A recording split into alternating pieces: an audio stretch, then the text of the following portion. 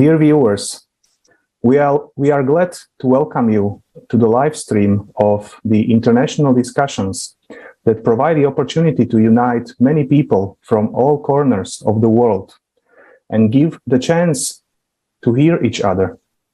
All activities based on Creative Society platform are organized by volunteers in their free time with own resources because they are not indifferent to what's going on in the world.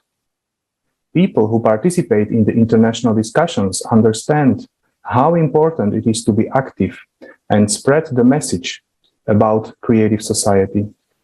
These international discussions are simultaneously interpreted into more than 100 world languages. The precedent to these international discussions is the international conference which was held on December 4th, Global Crisis, Time for the Truth, where the vital topics were raised. This conference triggered a huge resonance among millions of people all around the world. Yes, and now we are less than 2 months left, a strategic milestone for all humanity.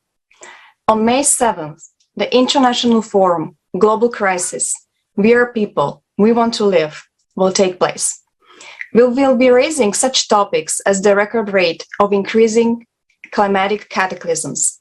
Why is the global media so silent about the scale of these threats? Modern collaborationism. Who is playing on the side of the common enemy of mankind? The real cause of global climate change. Who and why is hiding the truth from the people? Climatic disasters through the eyes of eyewitnesses. Refugees. Why does it affect everyone? Escalating social violence. Slavery and human trafficking.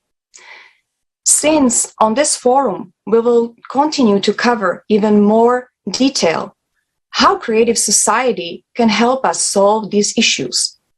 The forum will be simultaneously interpreted into 100 languages. If you like to be an informational partner, you can write to info@creativesociety.com. And more importantly, if you are an expert on any of these above issues, or someone who has a practical knowledge of consumerist abuse, human slavery, refugee issues, or witnessed climatic disasters, please contact us.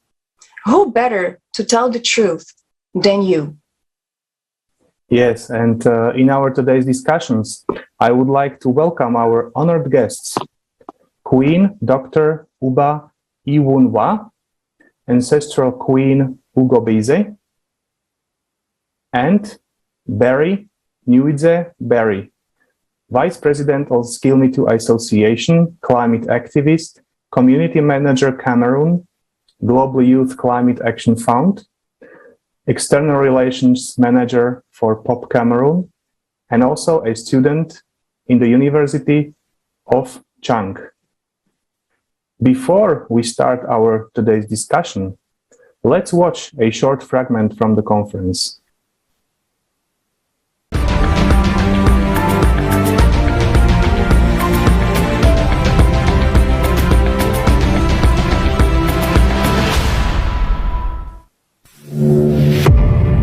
The world must wake up. Climate summit in Glasgow. The British Prime Minister Boris Johnson urged world leaders today. Le changement climatique est en marche depuis la fin du XXe siècle. The climate crisis is not our fight alone, it's a global fight. We see the warning signs in every continent and region. It is the biggest problem humanity has faced ever.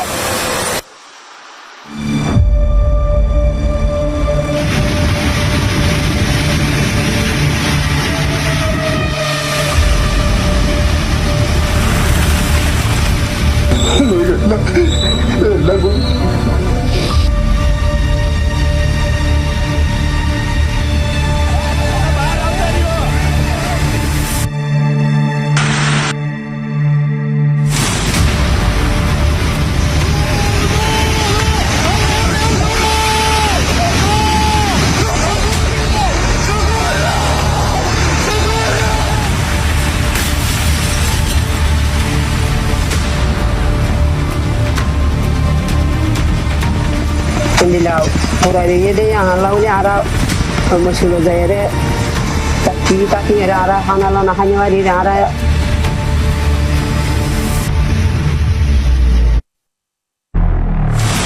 But the fire is spreading at great speed. Bak! Allah'ım yarabbim yardım et. Allah'ım yardım et. Allah'ım yardım et. Allah'ım yardım et. Arkada gelenlere yardım et. More evacuations are underway this morning as firefighters try to contain a fast-moving wildfire. Easy, just go easy now. Easy. Dad, the car's heating up. It's going to explode. Oh, Jesus, God, help us. It's a terrifying moment. A mother is trapped in her car with her 4 kids while huge chunks of hail tumble down on them. She does her best to calm them down. Oh, you're okay. It's okay. Go, go. Go. Pull over. Just pull over, Jordy.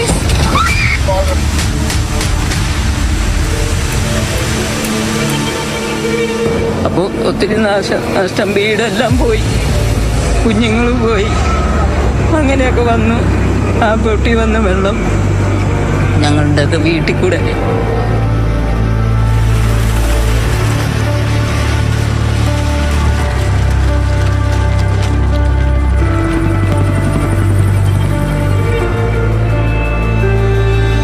People feel that their workplace is changing before their eyes. The tragedy is, this is not a movie. And the clock is ticking to the furious rhythm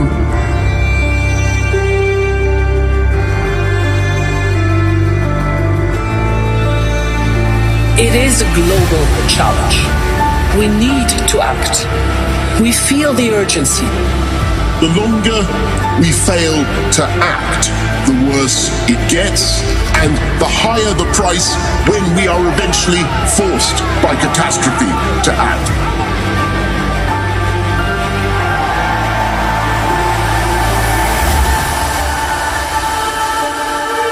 This is the last chance.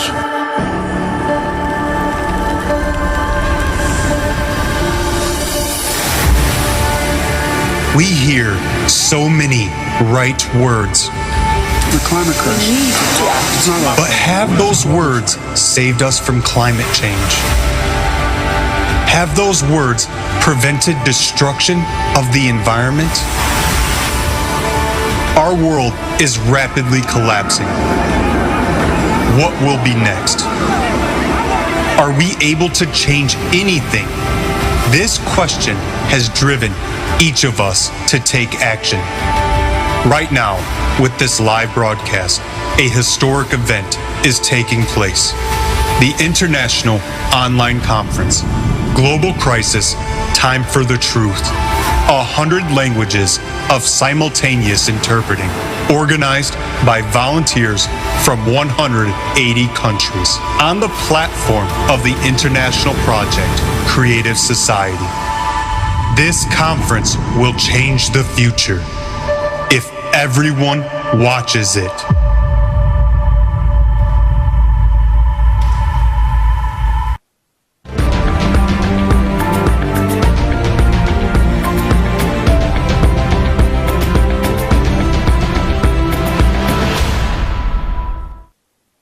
At the conference, there were a lot of topics voiced that in our today's society, the media are silent about. And if these topics are silenced by the media, that means people are not aware of them. That is why today we will discuss some of these topics with our guests. Before we discuss deeper the topic of refugees, slavery, garbage, pollution, we would like to ask a generally important question. Dr. Uba, in your opinion, what can we do to create a demand by the people for these topics to be raised? Thank you very much. By each and every one of us raising a voice, it depends on the publicity with what you are doing already. I know that Creative Society is doing an awesome job, and people are beginning to know about Creative Society, and people are beginning to pay attention. So by continually doing what you're doing, and for each and everybody that comes on board to take the message out in the media, out in their network, I think we'll get to the work. So that's my own opinion. Mm-hmm. Thank you. And we would also like to ask Barry the same question. What, in your opinion, Barry, can we do to create a demand coming from the people for these topics to be raised? Okay, once more, thank you for this great question you've asked. We know and heard in the world, we need what we call sensitization. We need to be sensitized right to the grassroots, like we call it in Africa. We also have to make sure that the media, through the publication,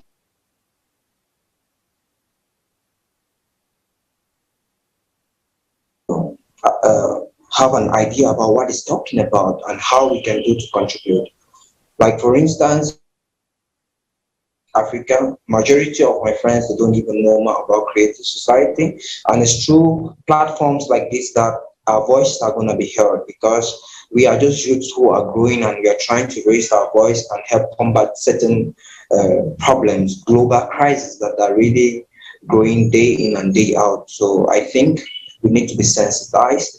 We need to promote the media to publish such events so that each one of us should have a think about it. And due to this, we can raise our voice and the contributions will be heard. So thank you. Thank you so much, Barry. Yes, everybody needs to learn about creative society. And we know that also you are a climate activist dealing with the topic of pollution and garbage. And we understand that we have killed the ecosystem completely. And it is really the work of us, the work of man. And in parallel with this, we understand that all countries already talk about the separation of garbage. But thanks to the study, it became clear that less than 9% of the garbage is recycled worldwide.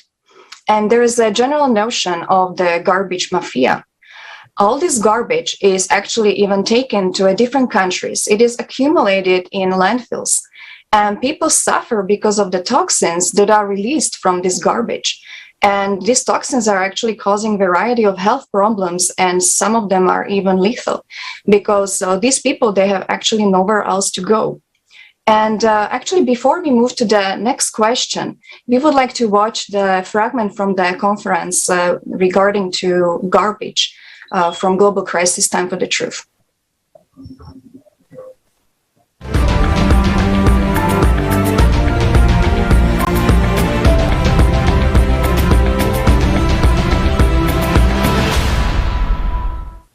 What is this doing to the people that live in those houses? Cancer. These people will all die of cancer. The groundwater here is all poisoned. Every family here is infected. Everyone. No one will be spared.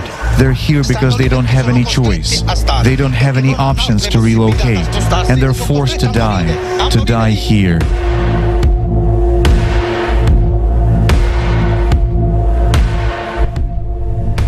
In Naples and the surrounding Campania region, environmentalists count at least 1,200 small and large illegal dumps. The amount of phosphorus, mercury, and arsenic in this region exceeds the established norm by 400 times. According to medical statistics, people here die of cancer twice as often as the national average. By controlling landfills, the mafia not only receives disproportionately inflated profits, but also has the ability to control cities. As soon as they ban you from bringing garbage into their landfills, the city turns into a dumping ground.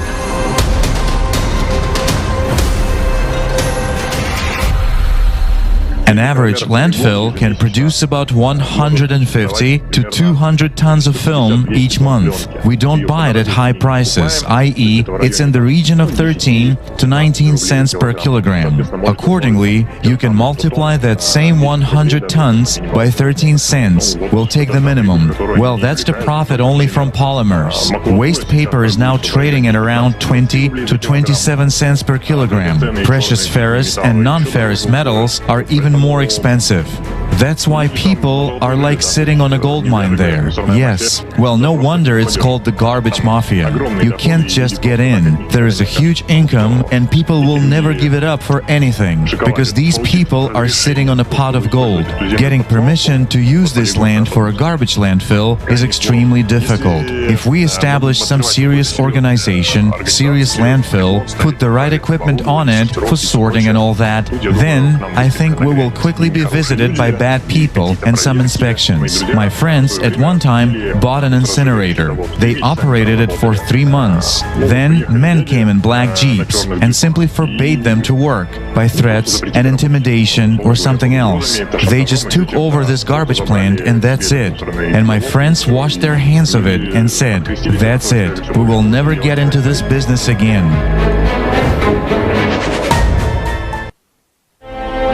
These are individual cases, but aren't these the same schemes we see at the global level? Garbage migrants from one country to another, poisoning the lives of millions of people. And all this happens in the shadow of private agreements. No morals, no ethics, purely business. Indonesia. In 2018, imports of plastic into this country totaled 283,000 metric tons. The distance between the landfill to my house is about 500 meters. My whole family, my relatives, everyone is affected by the noise and smells. 60 to 70 containers arrive illegally every night in the city of Dschang in Indonesia alone.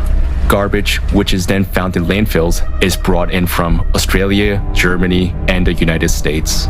Most of the time, it is sorted plastic mixed with hazardous waste. Malaysia.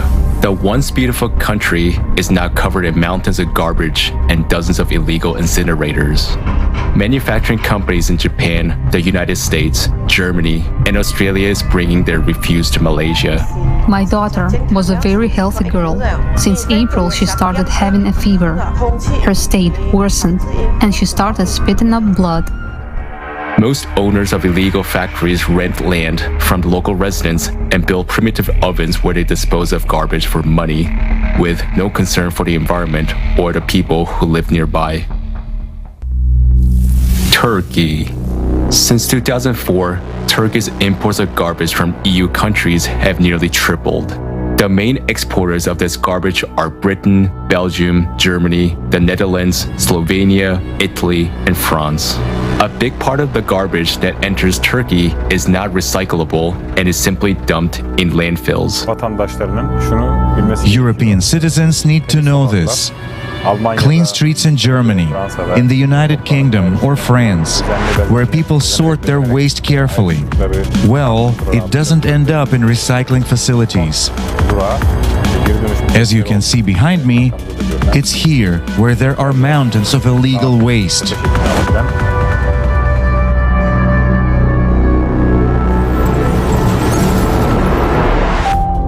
Africa. Custom officials in poor African countries are unable to monitor the thousands of containers that come in from around the world every day. Often they are accompanied by false legalizing documents. Almost all of the e-waste or barrels in these containers are filled with toxic materials. They are accepted in these countries without too many questions asked. A small bribe allows any refuse to be smuggled to its final destination. An abandoned beach, a forgotten stretch of coastline, untouched waters turning into a dangerous radioactive ocean. This ain't garbage, it's waste for some, but for many in these countries, it is place of work, life, and death. Ghana, Egbokloshi landfill. the world's largest and most dangerous electronic waste dump. More than 200,000 tons of electronic waste from Europe and North America are brought here every year.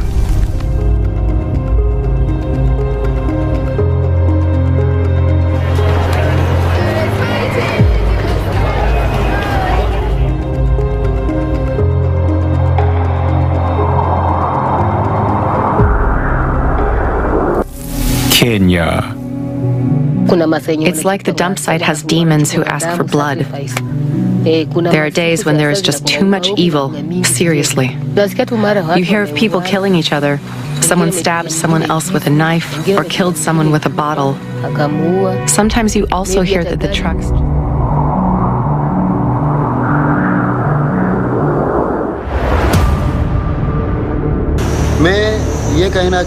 Alang ship breaking yard is the biggest in the world. The government and the contractors make a lot of money. But there are two major problems: the environment and working conditions. Here, on 10 kilometers of the beach, 40,000 people take apart half the abandoned ships from around the world. With their bare hands, piece by piece, day after day. They have no protection for hands, feet, or head, or no modern tools. There are no ship plans, and they don't know at what point or how a ship might suddenly collapse. They cut metal knowing that the next cut could cause an explosion. Half of the companies in the world don't want to pay for clean ship recycling using the modern technology. It's too expensive. Instead, they sell them for scrap. Indian buyers make a profit by reselling the steel. Alang is an environmental disaster. And at the same time, it is the biggest metal recycling in the world today. Similar dumps are found in other countries like Bangladesh, Pakistan. The price of this kind of ship recycling is human lives. I have been breaking ships for 14 years now. My father was killed in a shipbreaking accident. The only thing I'm afraid of in the yard is death itself. I know this is dangerous work, and I am afraid because I have 2 children and a family.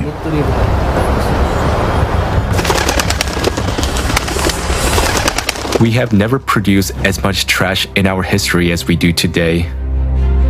Garbage is dirty, it smells bad, but money doesn't smell. So in our consumerist world, there is always someone willing to take money off it.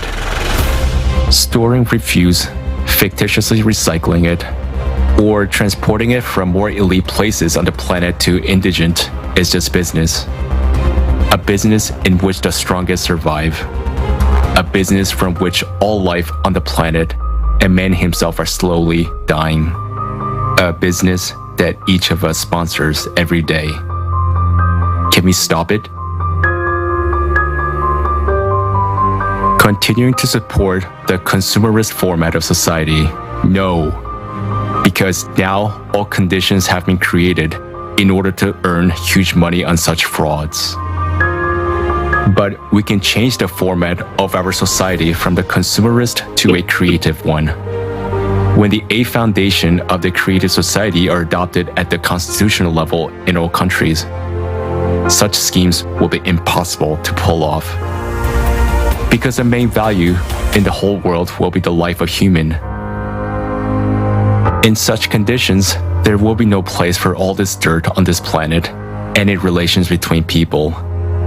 Any business will be built only on improving people's lives, not on our death.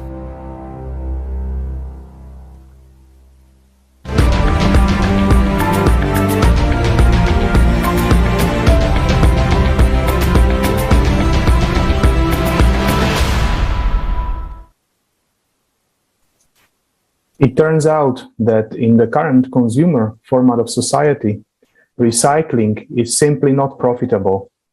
if we can ask you, Dr. Uba, can you share with our viewers, how do you see the situation? It's terrifying. This situation is getting worse, and human lives are at risk. And what can we do for the people to know about this situation? I think creative society should establish in every country. And you have appoint ambassadors of creative society, because if we don't get to the grassroots, to the people that lives in the village, to the poor masses, then the message will be lost along the line. From the first time that creative society interviewed me, I see creative society as an umbrella that will unite the world together. And I took the message with me, and I've been spreading the message in my own network. And creative society, after coming on creative society, something clicked inside me. This is something that I have been struggling all my life on, how to get my message across. I've tried to sing to a message of peace through my songs, through my movies, through my writing. But the first time I came on creative society, a light bulb came on. My voice can be heard. I found my voice on the platform of creative society, and I became a total different person. I speak with boldness. To express my truth. This is the truth that I came into this world to spread my message.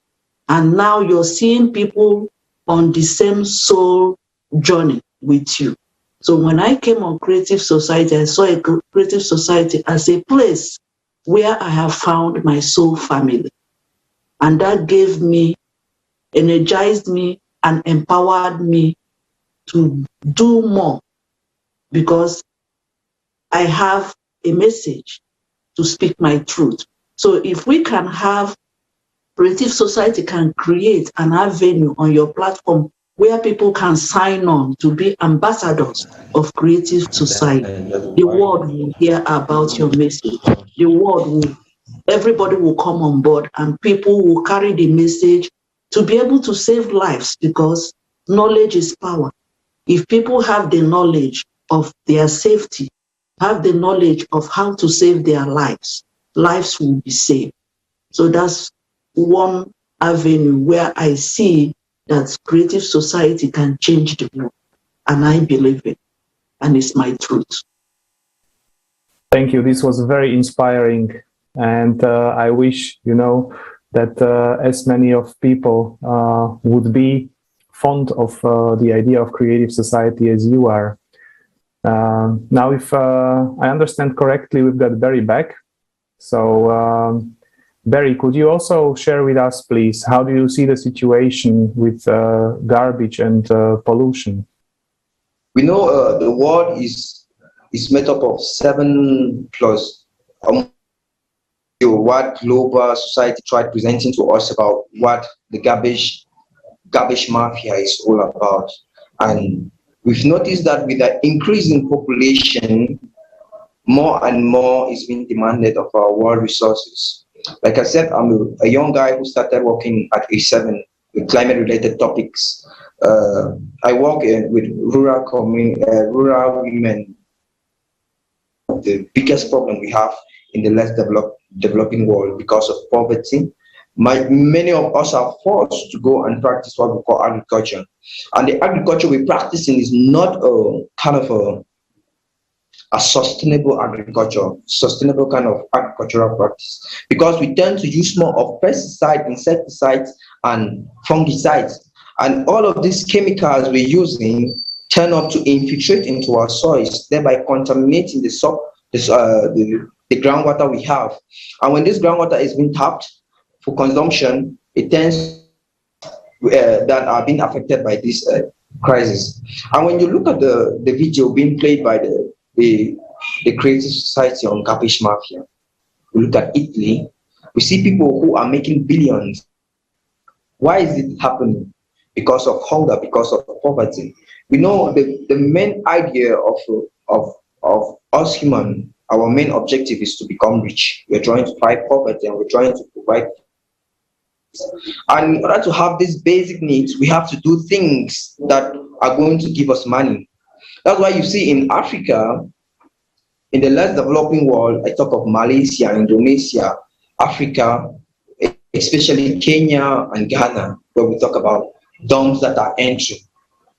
This is because the system is poor.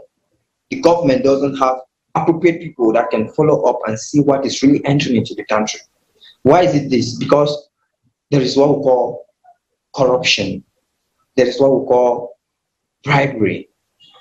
If 50 containers can enter a country and only 10 of them are checked, what is happening with the 40? Which means there is money that has been smuggled behind and it has entered the different pockets. Who suffers?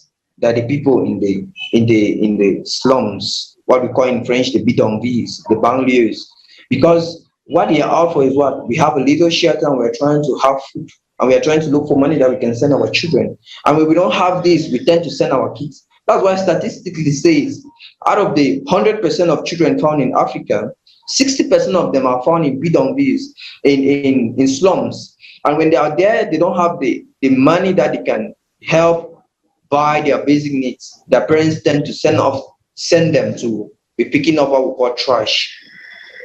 7, after a research I carried out, it shows children from age between 7 and 15 are the most people who practice garbage enters. They tend to join groups that are very, very, that causes urban disorder.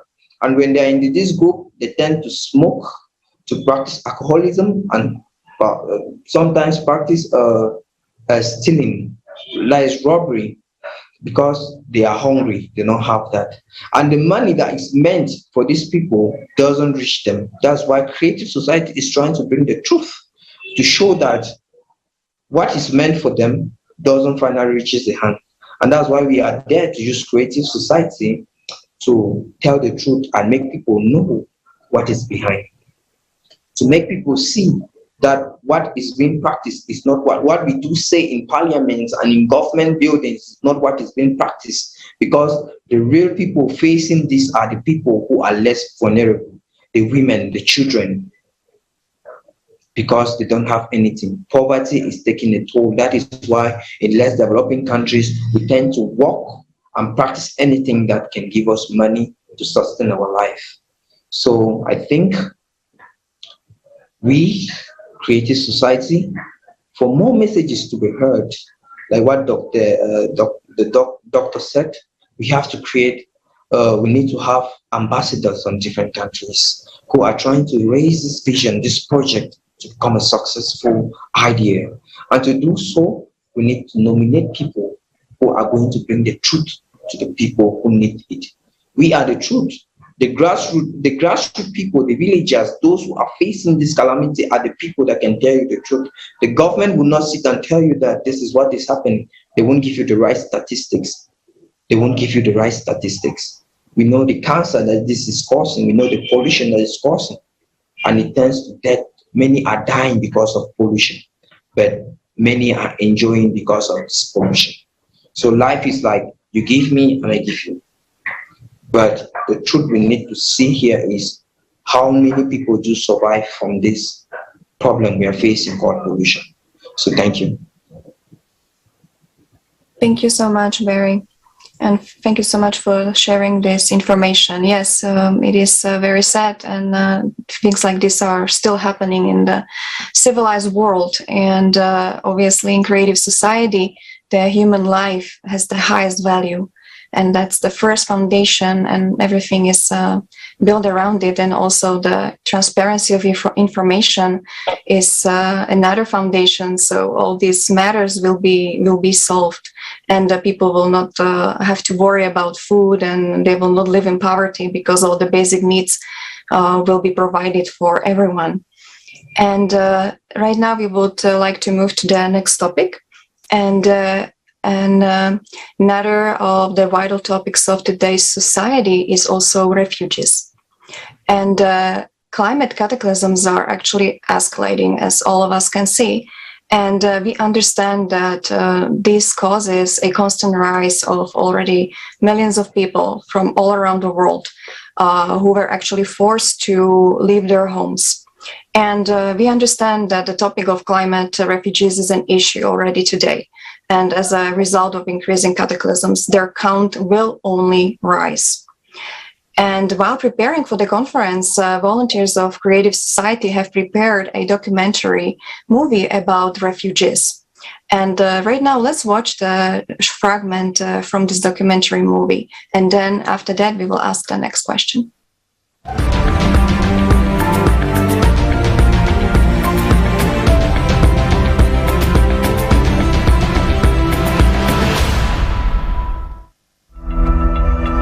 Why is there such inhuman treatment of people? I was thinking about it and decided to figure it out.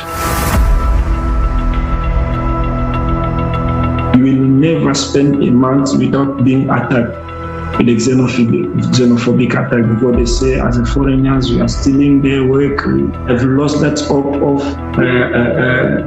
being in the great society. I don't know, I've lost that hope, because seeing the way that people are being killed, seeing the way that people are being shot in my eyes. A child can be sold many times. I remember one day I came across the story of a girl who was, she was Turkish. She had been sold 17 times, and she had been trafficked from one country to another 17 times, and she had experienced only rape. I also sat in many auctions as a customer, as an undercover when I was doing the undercover. There where we were sitting for the auctions, 9-year-old girl, 10-year-old girl, as per the demands. So the trade called the first time sex. Whenever the auctions will happen, new girls arrive in the trade. So they put the auctions. So who will bid the last demand, the money, that person only will use that victim whole night for his choice. The business that is made of spare parts, the human spare parts. How many children have been transferred from one place to another and then being operated on for some rich guys in different parts of the world to get a kidney or get something else from their bodies against their will. Black market, traffickers, mafia is part of this economy that is ruling the world. So what else I can say? That I only see that another possibility is to spend money instead of constructing walls like we are doing in Europe. In our society, human life has no value. How is it possible that instead of help, people encounter violence, aggression, abuse, and slavery? This is not a migration crisis, but this is a crisis of humaneness. People, by looking at the existing legal frame, will not ever be entitled asking for protection. Because you will ask them which country you're coming from, they will say there is no country. I had a country called X, but the country now is underwater. Or I had a village and this village is being totally destroyed or disappearing. It turns out that there are still no effective programs for the resettlement of refugees. For so many years, the United Nations has been working. For so many years, the Refugee Rights Commission has been working. So many humanitarian organizations and NGOs around the world have been working, but there are no working, established or adopted programs on how to work with these refugees. There are none, and the Refugee Commission itself admits this. Now refugees are forced to leave their homes. They face condemnation and cruelty. They are left alone with their misfortune because of the consumerist format of society.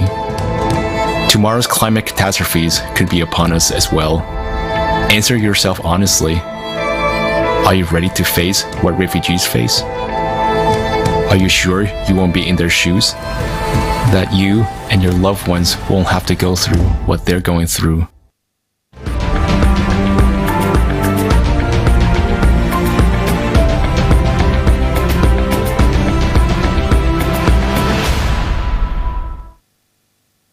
Crisis of humaneness. I absolutely agree with this phrase. And I have to confess that every time I see this documentary movie, it just touches me down here in my heart. And I'm asking myself, how many of these pictures we need to see in order to understand that we cannot go longer this way? And hearing this one girl was sold 17 times, it's just horrible information, and it definitely should not be happening. And we have a Dr. Uba here, and she is an expert on this topic. And Dr. Uba, we would like to hear your experience. Could you please share it with our viewers? Thank you very much. I am an ancestral queen from Africa, Nigeria, from the royal throne of Ezekemba. Wow. And today I was appointed the Vice President of World Peace Committee for Canada after 7 years of service as the head of representatives of World Peace Canada under the leadership of late World President for World Peace Committee in 202 countries, late His Excellency Dr. Njoyo Sultan, who passed away January 18th, 2021. So this is my first public appearance after the appointment as the Vice President of World Peace Committee for Canada. And this topic of refugee and slavery is a very heartbreaking topic for me to speak on. If you know the history of Africa, who were slaves all over the world, you will know how important this topic is to me, how Africans were taken out of their country and sold in other countries for slavery. Even in this 21st century, even in these modern civilizations, Africans are still suffering from slavery. Africans are still seen as less human on the planet, where they can dump garbage and where people that they can sell for slavery. It's a very heartbreaking situation. But by the mantle of peace upon my life, I speak my truth, and my truth is to spread the message of peace. So I'm going to speak on this topic on the grounds of peace as an icon, a humanitarian icon for global peace. So I'm making an appeal to every leader of every country, governments of all the countries that are modern countries that are blessed than the less privileged countries where poverty is the key of the reason where many people are being sold into slavery. Poverty is the reason where people run away from their country looking for where to find safety. And most of this poverty, some of them are from climate change, where people will lose their house, lose everything, lose their loved ones, and they found themselves in another country. The trauma of losing everything in your country and then running to a destination unknown, you don't know what life will be. That trauma is more than what anybody can imagine. And coming into another country to start up a new life. I'm opportuned to be in Canada as an immigrant when I came to Canada 22 years ago. And I'm grateful for Canada because Canada has a passage for refugees, where they help them to have a new life in Canada. And people treat them with humanity. People are very different in Canada, the way they treat people. I'm not saying that there are not people that have bad experiences, but I'm speaking from the angle of my own experience coming across people that declare refugee status, how government is helping them and how people are treating them. And I appreciate that in this country where I live as a Canadian citizen. So that is one of my pride, to speak up as a Canadian. When I introduce myself, I am proud to say I am a Nigerian Canadian, because Canada gave me the right and the power as a Canadian. And coming from another country, coming from Nigeria, living in Canada, Canada has cultural diversity where they respect other people's culture and religion. So I have a voice in Canada today based on cultural diversity, that I can be myself, be a proud African living in Canada. That has been my experience living in Canada. From Canada, I was able to travel back to Africa and release my musical album, Save Africa. So in my music, I have always been able to send my message across through creativity. And in my music, I was speaking about the government of Africa, why children of Africa are being suffering, why children of Africa are dying of hunger, why children of Africa are being slaves all over the world. And I've come across so many friends that I've made along my life path who are children that came out of great-grandfathers or great-grandmothers or grandmothers being sold as slavery. And those people are now living their life with the agony of what their parents went through, with the agony of what their grandparents went through as slaves. And they are bitter and they are angry. So what I'm trying to say is for people to raise a voice. If everybody, like there are so many humanitarian organizations who can raise a voice, if each and every one of us can raise a voice and speak about the trauma of refugee, trauma of slavery, why should this continue to be happening? That's a question that I don't have an answer. But if we join hands, one person can make a difference. If one person can speak up, like Creative Society is now sending the message across, and that message is spreading, people will have the awareness. And by creating an awareness, lives will be saved. By creating a chain reaction, one person's good deed can make a difference in the world. We might think that we cannot save people from slavery, we cannot save the people from refugee. Yes, we can. If we are raising the voice, speaking out the truth, sending out the message out, a message sent out into the universe as seeds planted in the soil of destiny.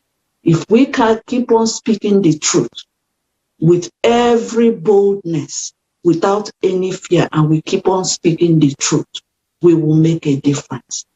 Even the people going through the bad situation, our voice will give them hope for a better tomorrow. Our voice will let them know that there are people who cares about you, who knows your situation, who are fighting for your situation. That will give them the inner strength, the inner peace to keep on going. That will save lives. And if we keep on speaking our truth, sending the message out into the media, there are people who will do something to save lives.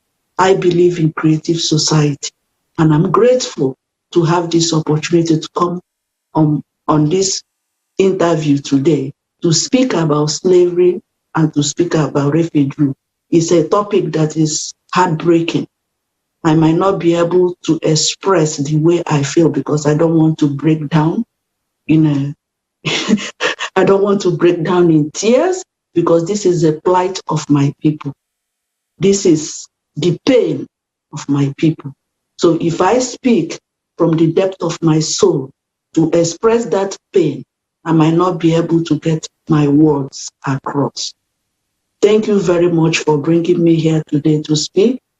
And I'm sending out message of hope to every refugee who found themselves in a situation where they ended up in another country, struggling.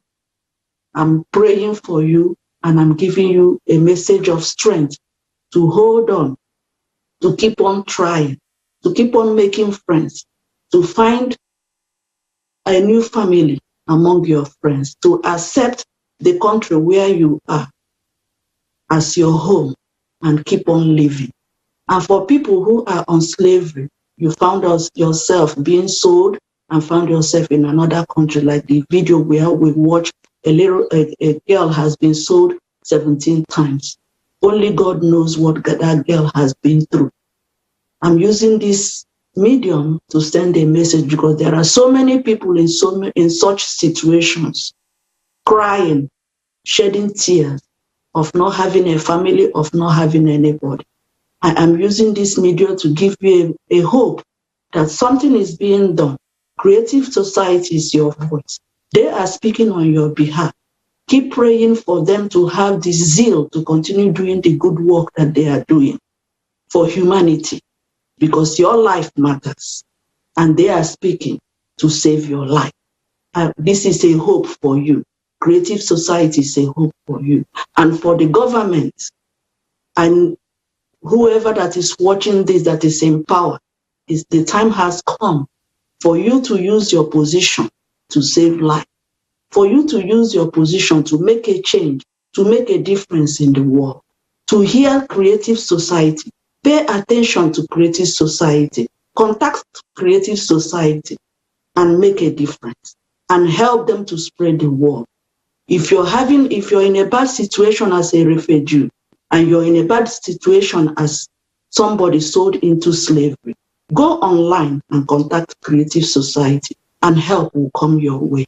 Thank you very much. Thank you, Dr. Uba, for this powerful message.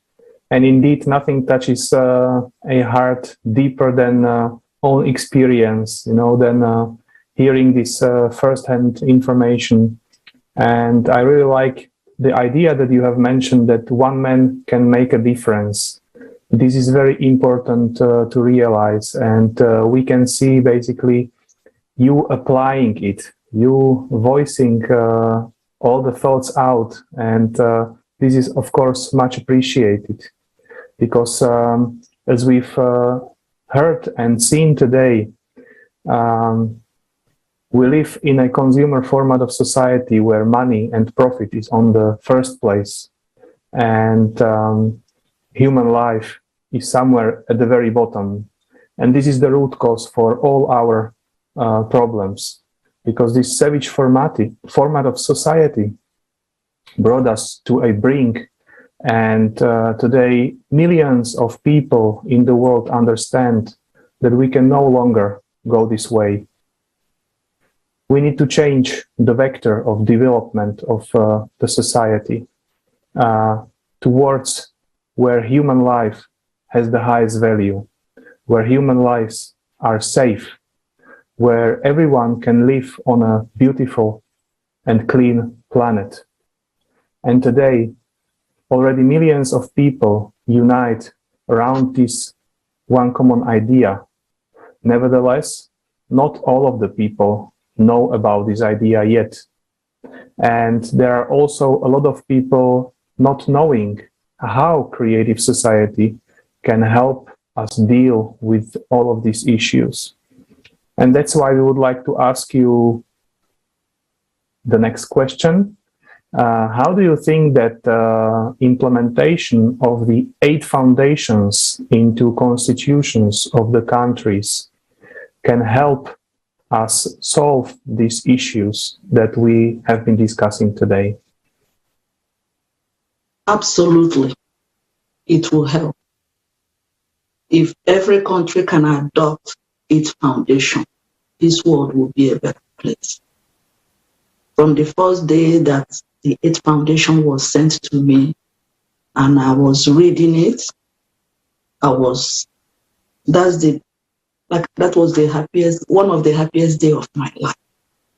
That a group of volunteers can sit together with such a passion to make a difference in the world.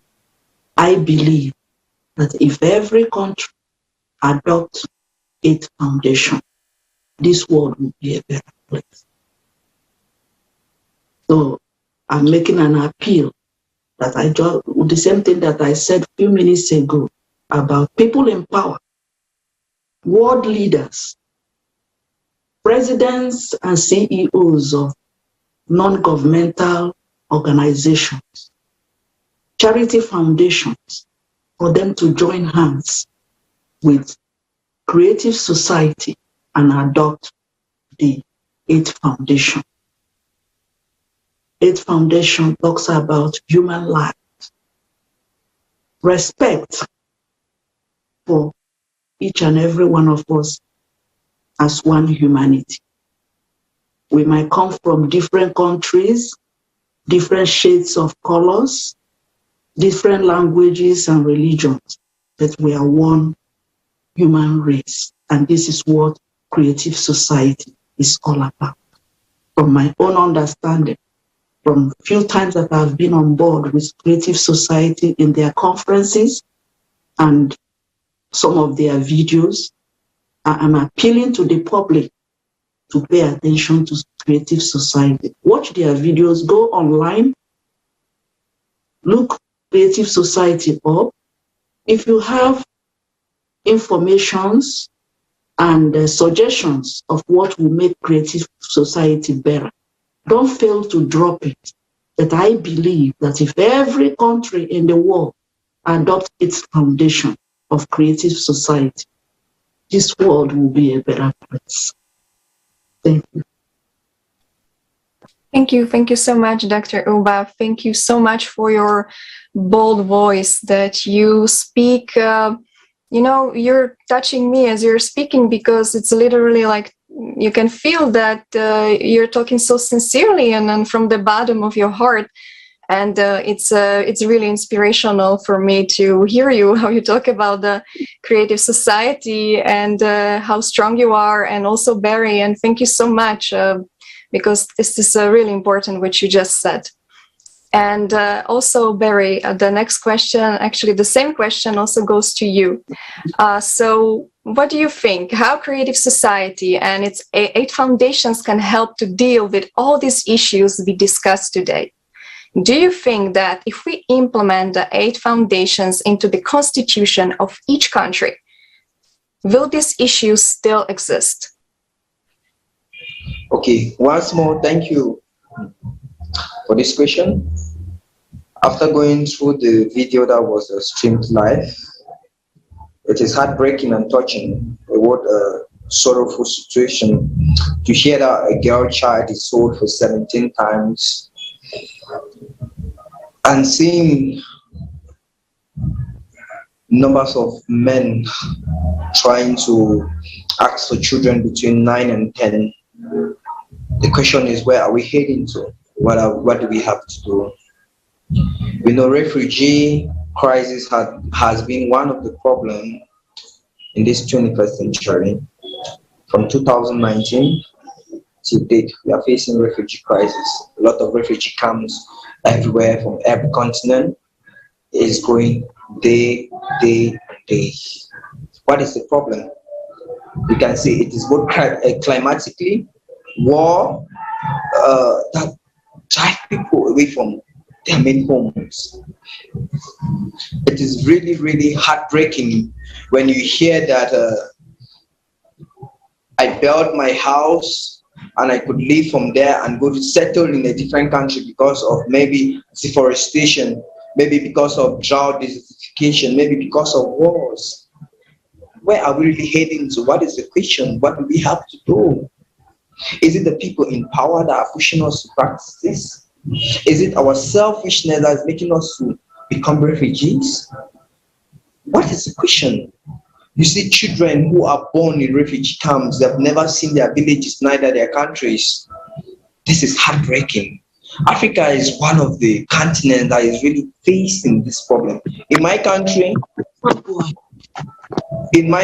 now, there is a refugee problem because of a crisis that we are living in, the Anglophone crisis. Many people have left their homes because of wars. For me, I can say I'm a refugee where I'm studying because I'm studying in a different region where I'm supposed to study in the English-speaking country, the English-speaking part of the country. It's because of selfishness, the selfish political ambitions that our leaders in power are trying to practice, which is not really adequate. I feel the tears when I see people moving with their packs, leaving their homes, houses are being burned just to go settle in a place. The question is, where are we heading to? Where is the truth? Explain us the truth. We want to see it happen. Like what the doctor did say. I hear there are many who can't even see their parents, neither see their homes, or their homes were burned down due to bushfires, wars, and things that pushes them to go.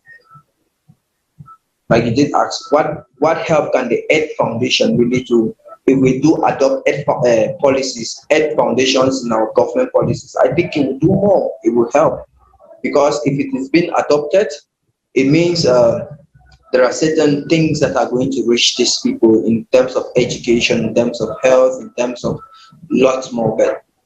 The question is, the people sitting on top, they don't give the required necessity help to the people who need it.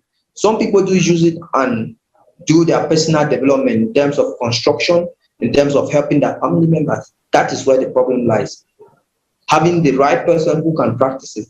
I think through creative society and through the practices we are going to adopt by finding the truth, it is to have the right people who can help manage these 8 foundations. The problem is we can create it, there is no problem. There is funds for that can be created. But the problem is, are the funds used for this, are they really going to reach the people who need it in terms of food, in terms of shelter? But the problem is having the right people who are going to help manage this foundation. Because in developing countries, the main purpose is what? We want to have something to eat. That is the problem. Poverty is the talk of the day. And when there is poverty, people tend to do what they have to do. They don't even care about their neighbors. That is why the world is changing. In Africa, we had a policy before which called your neighbor's daughter is your child. Your neighbor's child is your child, which means you have the so-called role to help bring that child to other in the community. But now, where somebody doesn't even care about where a child is sleeping, what is eating, or this is really heartburning. It hurts. It hurts when I see thousands and millions of people moving from place to place with no home to sleep, nothing to eat. So what I can really say is, I think adopting an Earth Foundation and having the rightful people to run for this is really going to help achieve the goal. Because I'm a young guy, I'm a young youth who is still growing, and I really want to bring change to the world. Because I always say, unity will stand and divided we fall. We can only hold our hands and stand as one family to make the change become a reality. That is what I can say. And like they say, it's time for change. But how do we achieve this change? It is through the voluntary act we're practicing. And I wish to say a kudos to Creative Society for what she is really doing. But the voice of Creative Society needs to be heard in every corner, every place, every region, every geographical side of the world, so that what we are aiming for will be achieved. It is time for the truth, and I'm young, and I really want to see the truth happen. That is why I give him my 24 hours time to make sure that the truth reaches the rightful people. Thank you. Thank you, Barry. That was very inspiring. And you are right that one of the burning issues of the consumer society is that we people are delegating our power to representatives who, at the end of the day, defend their own interests and the interests of their sponsors and don't really care about the people, us people, you know. And this is exactly the same issue also with all of the other organizations. And the only way how we can change something is if we stop delegating power to the representatives. If we people take on responsibility for all our decisions and actions and implement these 8 foundations. And only in this way, if we select someone who takes on responsibility, not the power, but the responsibility to implement all of these changes, then we can make sure with our own hands that our future will be better. Unless we people create the demand, you know, our representatives have got no reason to act. And I fully agree with both of you that first we people need to start to be active, start to push, you know, on our representatives to make this change happen. And I'm sure that they will be glad to do this change, because at the end of the day, it will also improve their life. So, Dr. Uba, would you like to add something? Thank you for the good work that Creative Society is doing. I appreciate all the volunteers. I appreciate your passion. I appreciate the change that you're making in the world. And I stand by Creative Society, and I'm grateful for each and every one of you. Thank you very much. Many thanks. And dear viewers, hearing and understanding what is happening all around the world, you may ask yourself, and what does depend on me? You can take this information further and become a true hero today. You can become the voice of the truth. You can join on May 7th and speak about it everywhere, with everyone, on all social networks, and join this strategic step for all humanity. We are waiting for everyone to join the forum on May 7th. Right now, we don't have time to be silent anymore. By exposing the lies, we can unite and act together to achieve the common goal of building creative society. And if you are an expert in any of the above issues, or someone who has a practical knowledge of consumers abuse, human slavery, refugee issues, or also witnessed climatic disasters, please contact us, because who can better tell the truth than you? And also at the finish line, I would like to again thank express my gratitude to dear Dr. Uba, dear Barry, for this very inspirational discussion and for all your information. And we'll thank you so much, and see you at the next international discussion. Thank you. Thank you very much.